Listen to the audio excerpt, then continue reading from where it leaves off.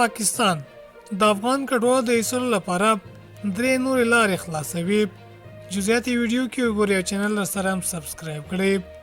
د پاکستان حکومت غواړي له افغانستان سره پر ډیورن فرضي کرښه 3 نورې لارې پرانیزي چې له دغه هېواد د افغان کډوالو د ایستلو بهیر چټک کړي. د پاکستان ډان ورځپاڼې خبر ورکړی چې نوې لارې به نن پرانیستل شي. په دغه راپور کې دا هم ویل شوي چې هغه بنسټونه چې د کډوالو د ایستلو مسؤلیت لري د کډوالو د هویت په ثبت پروسه کې له ستونزو سره مخ دي. د پاکستاني رسنیو د خپرو شو رسمي راپورونو له مخې 88,000 کډوال یوازې د چمن له لارې افغانستان ته ستانه شوي دي.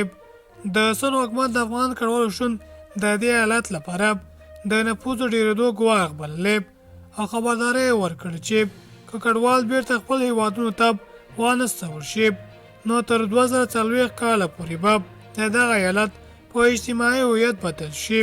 په دغه راپور کې ویل شوي چې په افغانستان کې شاوخوا 150,000 افغانان د اوسېدو اسنادو پرته ژوند کوي.